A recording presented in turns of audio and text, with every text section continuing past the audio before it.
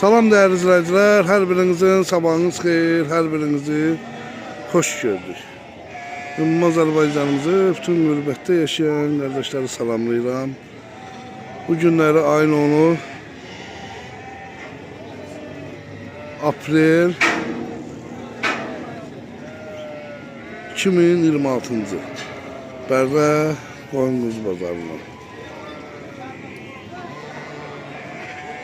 Hal-hazırda balalı qoyunlardır, gördüğünüz kimi. Kimindirsə bilmirik, indi sahibində tapacaq. Kardeş, bunlar sizin olar. Bazar olsun. Neçəyləndir bunların qiyməti balalı? Xeyirli olsun. Neçəylən almışsınız? 500 lira. Xeyirli bərəkətli olsun.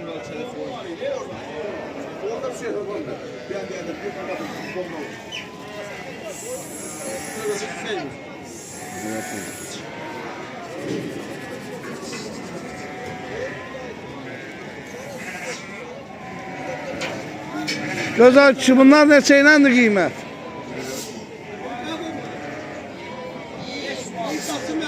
500 lira.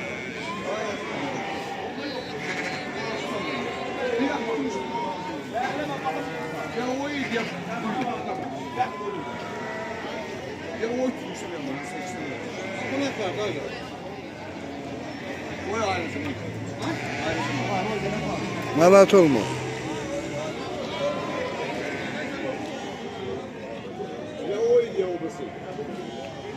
Beş yüz.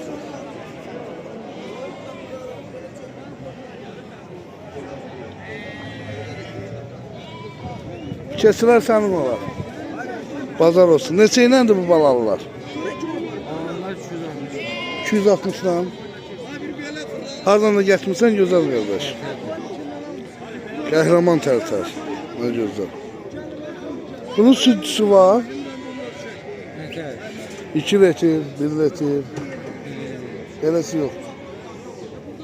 Və boğazlar neçə iləndir? Hamısı balalıdır. Neçə baş keçirir? 28. Gəlsən içində sortlar da var lan.